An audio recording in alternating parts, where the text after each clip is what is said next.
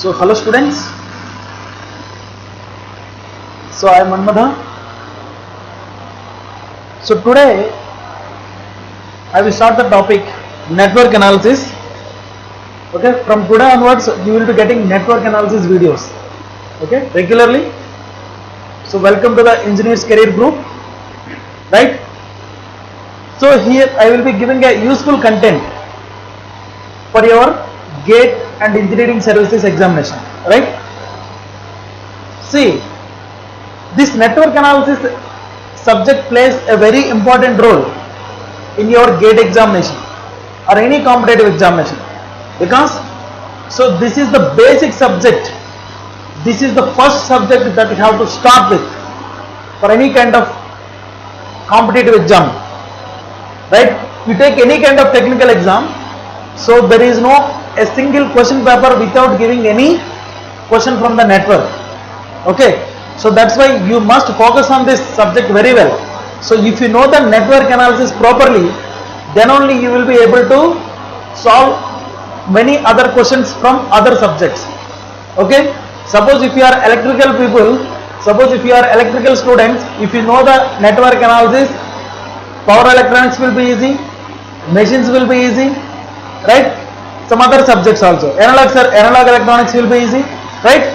So you must know the basic concepts of this network analysis. If you don't know the network, means you just simply leave about the competitive exam. Okay, you must love this subject first of all. Okay, so then only you will be able to understand the other subjects also. Okay, so here I will be giving some important information and what are the questions and different types of concepts that are regularly asked in the exam. Okay, so अब एक बार देखो.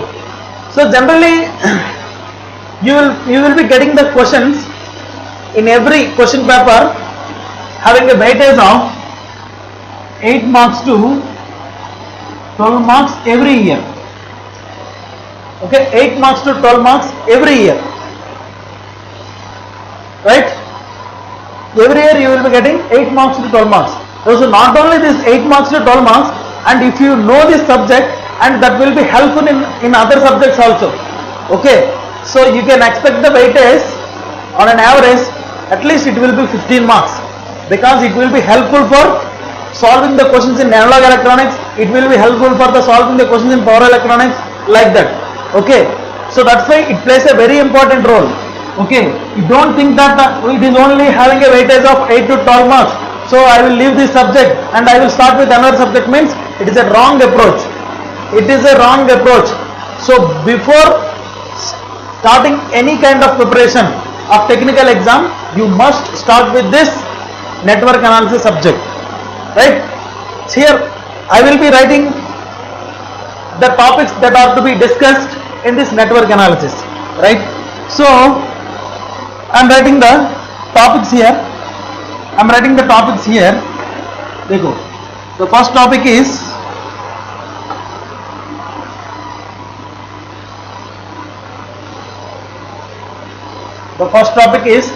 basics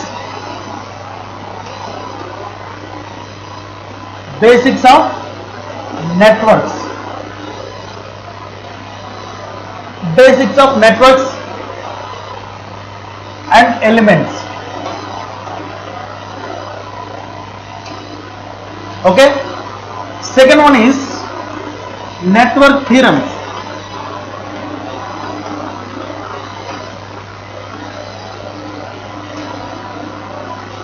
Third one, transient analysis.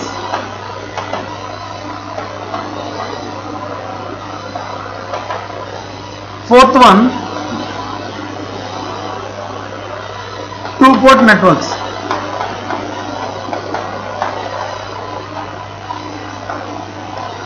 Okay, fifth one, sinusoidal steady state analysis. Sixth one, resonance. and phasor diagrams.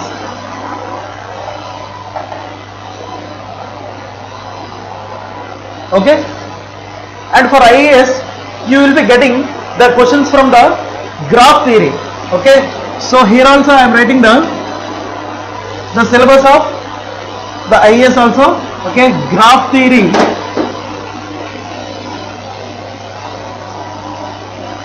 eighth one, coupled circuits. Okay, magnetic coupled circuits. So generally we will ignore these two topics. Okay, graph theory and magnetic coupled circuits in the GATE examination, but we will study a little concept in engineering services examination, right? So that's why these play very important role. The first 6 chapters will be playing a very important role in your preparation, right? So here the basics are very important. So the basics of networks and elements. Okay, so in the first chapter the basics of networks and elements. Okay, so that means what are the network elements here? So we will be talking about the network elements. Here are R, L, C, right? These are the network, mainly 3 network elements are there. So along with this we will be talking about voltage source, current source.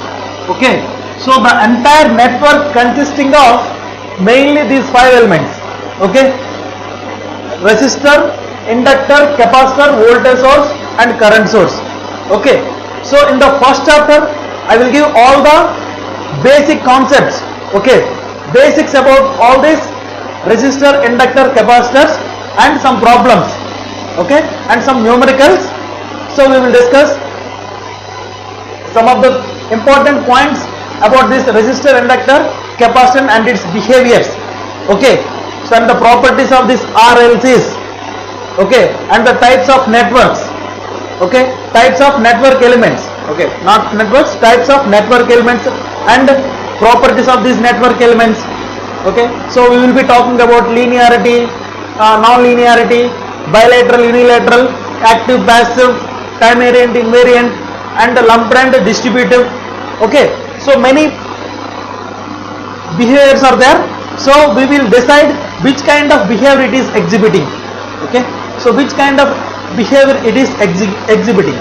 So I hope you are getting it, right? So now if you come to the second chapter, so that is network theorems.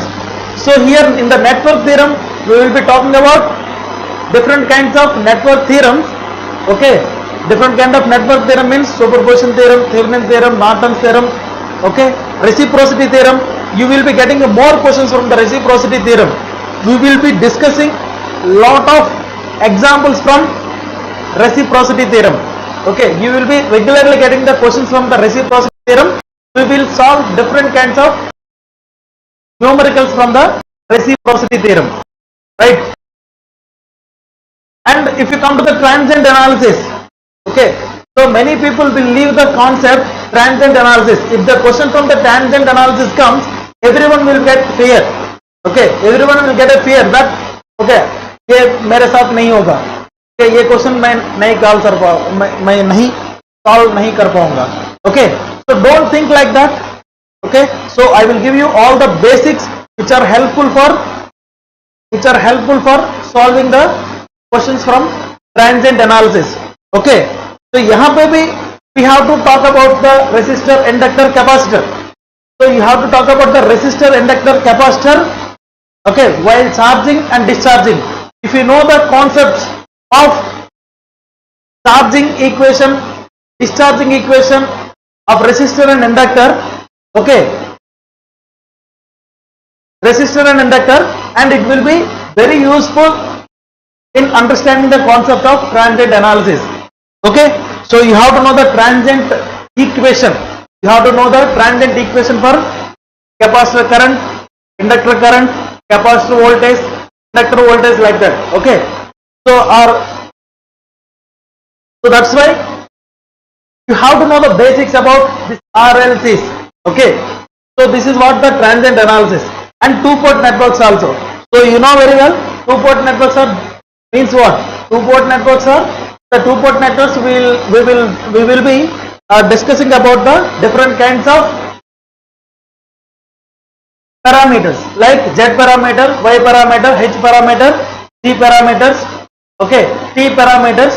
So different kinds of two-port network parameters will be discussed here.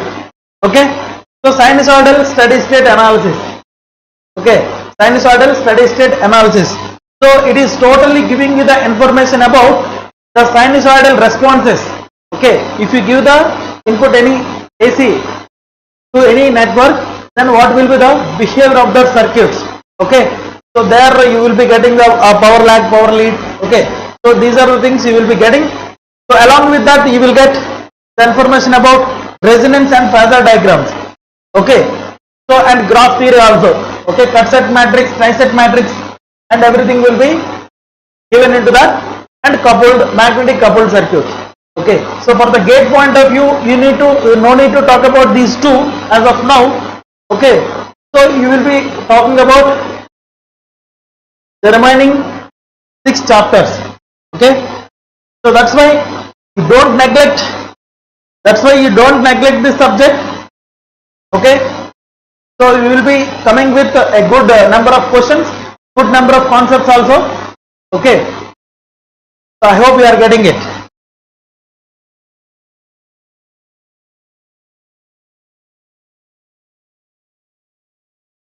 Right? Up they go. So the basics, what you can read. So basics of networks. Okay. So the first chapter is that basics.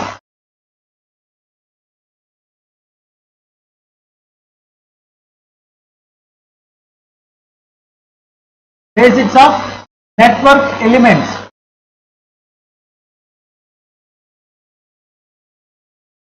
Basics of network elements. So in the basics of network elements, we will be talking about types of networks, right? So types of network elements. That means what are the types of these network elements?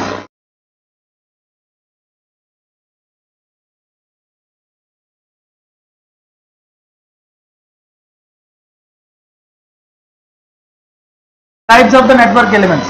So what are these types of the network elements? First one is linear and non-linear. Second one, active and passive. Third one, active and passive. Third one, bilateral and unilateral. Fourth one, time variant and time invariant. And fifth one, lump and distributed elements. Lumped and distributed elements. Okay, so these are the very 5 types of these network elements. Okay, so very important 5 types of these network elements. Okay, so always we will be talking about the characteristics of these network elements. So already you know what are the characteristics of, what are the network elements mainly. The network elements mainly are RLC. The network elements mainly are RLC. Okay, so we will see the characteristics. What are the characteristics of the resistor? Resistance. What is the characteristics of the inductor? Inductance. What is the characteristics of the capacitor? Capacitance. And we will see what kind of nature they will exhibit. Okay, what kind of nature they will exhibit out of these 5. Okay, ये कौन सी element है हम एक बार discuss करेंगे. Okay, so along with that and after completion of this, and we will be talking about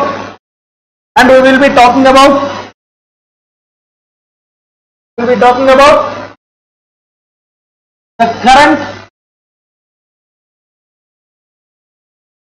and charge expressions. Okay, current and charge expressions. Current and charge expressions. So what are the current and charge expression? You know very well, current I of t is equals to, it is d by dt of q of t. Right? The rate of change of charge per unit time is called as the current. What are the units? Units are coulomb per second. We will also name this one as amperes. Okay, current and charge equation. So from this, how can we get the charge? So q of t is equals to integral I of t dt. Okay, integral I of t dt. That means if you want to calculate the current, if you want to calculate the charge from the given current equation, you have to integrate that I of t with respect to time. That means we have to find the area. We have to find the area under the curve. Area under the curve I of t. Area under the curve I of t. Right? So this is an important thing. Right? So now, and after having this current and charge expressions, okay, so just a very important point, that is the potential. So how to define the potential? So if you want to define the potential, V of t is equals to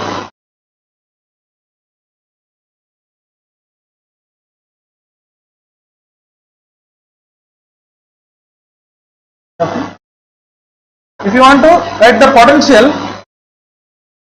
I am writing the potential here. So V is equals to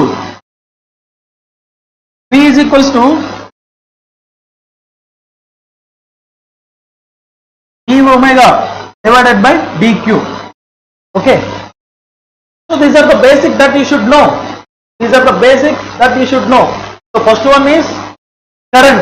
The current is equals to d by dt into d by dt of q of t, where q of t is equals to integral I of t dt. That means to find the charge from the current, you have to find the area under that curve. Okay, you have to integrate that current expression. So after finding this, you will define the potential. So what is meant by potential? So potential is equals to the work done per unit charge. Okay, work done per unit charge. So that means joules per coulomb are the units of this potential, or we will also name this one as volts. Okay, the voltage is having the units as volts. Okay, so this is the potential. This is the potential. Now from this we will define the energy also.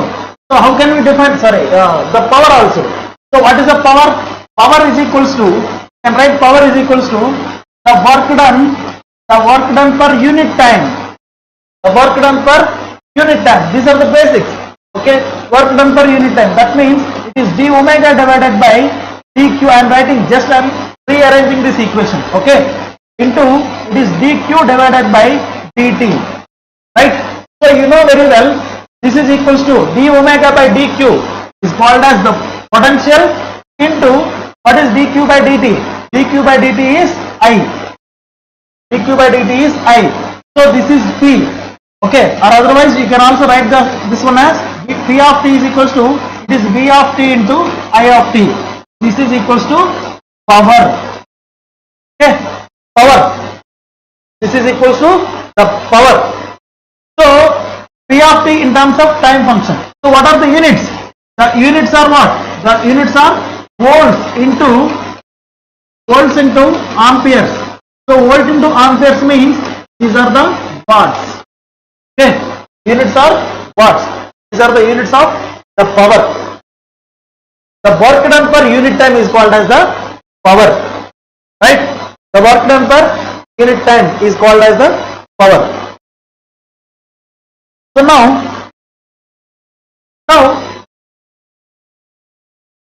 so before going into the power, okay, so let us start with a very important concept, that is the Ohm's law. Okay, so very important concept, that is Ohm's law. So what is Ohm's law actually?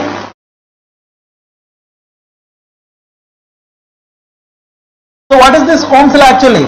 The Ohm's law here is, so from the field theory I am defining this Ohm's law now. Okay, actually that is the original equation of Ohm's law. So actually V is equals to IR equation is there, no? So we will be talking about V is equals to IR like that. Okay, actually that is originated from this original Ohm's law what I am writing here. Right? from the field theory, what can I write? So from the field theory, what can I write? Ohm's law. The field theory says that is from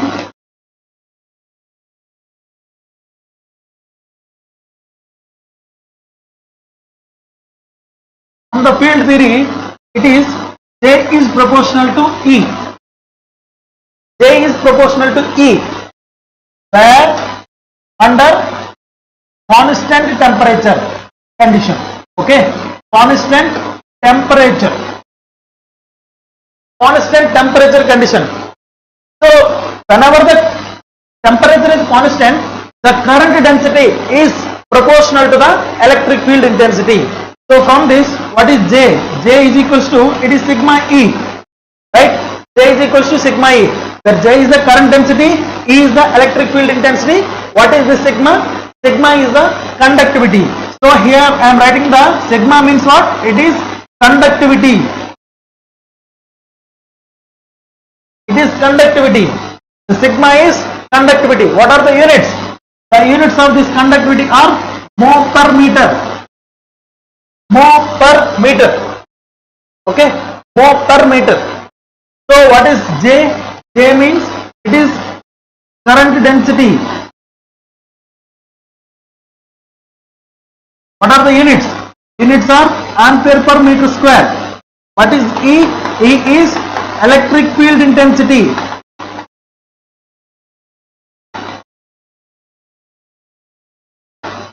So what are the units?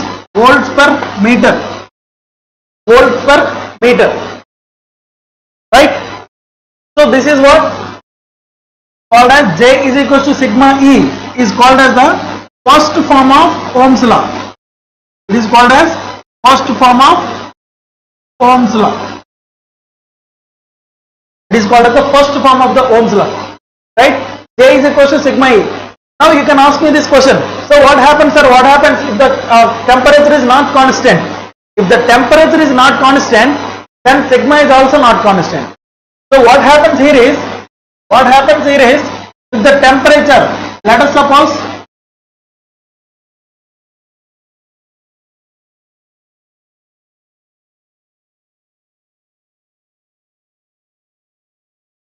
the temperature T is increased. Now what happens to the conductivity? The conductivity is decreased for conductors. I am talking about for conductors. Okay, I am talking about for conductor. I am talking about for conductor. What happens? So in the conductor, if the temperature increase, then the conductivity decrease. Okay, the conductivity will be decreased. Right? So what happens? So if the conductivity decrease means, can I write J? Can I write J is inversely proportional to E? No, you cannot write it. You cannot write it, because I cannot write J is equals to sigma E. Okay, so that's why you have to maintain this condition. You have to maintain this condition. What is that condition? The temperature must be constant. Okay, temperature must be constant. That's why we have named that sigma as conductivity, that is the proportionality constant. Okay, proportionality constant. अब एक बार देखो. So that is J is equals to sigma E. That is called as the first form of Ohm's law. You know very well. So where J is equals to sigma E, know this very well. Okay, you know what is J? J is equals to current density. So J is current density. That means here I am writing I divided by A. This is equals to I divided by A, means current per cross sectional area. So here it is sigma. I am writing this electric field as V divided by L. V divided by L. What is V? What is V?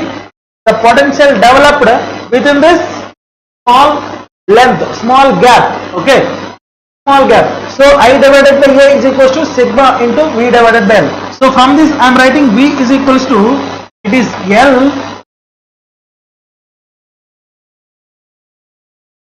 It is 1 divided by sigma into L divided by A into I. Right? 1 divided by sigma into L divided by A into I. If you observe this once, so what is 1 divided by sigma? It is 1 divided by sigma means it is rho, means resistivity. So 1 divided by conductivity is called as the resistivity.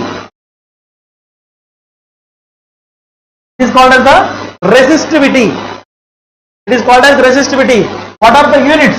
Now units of this resistivity is resistance into meter. यहाँ पे देखो ये क्या होता है 1 divided by it is mho per meter. तो यहाँ पे क्या होगा? So here ohm meter. So ohm meter are the units of this resistivity. Ohm meter are the units of this resistivity. So I can represent this 1 divided by sigma as rho.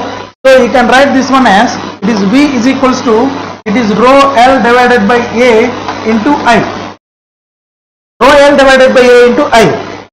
So what is this term rho L divided by A? If you observe this, what is rho? Rho is having the units ohm into meter. Okay. So ohm into meter, L means into meter divided by meter square. Okay. So finally how much get? Meter square get cancelled. Finally you will get ohm. That means rho L divided by A is having the units ohms. Right? Rho L divided by A is having the units ohms. So that means what is meant by rho L divided by A is equals to means having the units ohm means, so this entire term is representing ohm means, so you can represent this one as R. Okay. So that's why this is V is equals to R into I. Right? V is equals to R into I. So from this you can write this V is equals to R into I. This is a very and well known expression of Ohm's law.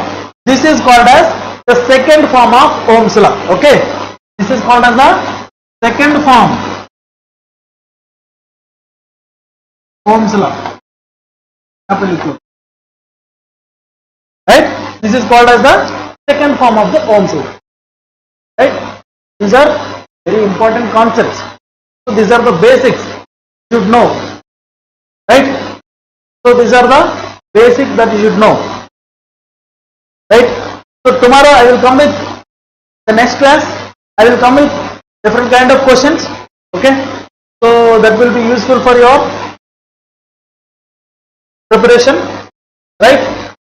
So now I am stopping this. So tomorrow we will solve some questions on these basic concepts. Right? Thank you. Thank you very much.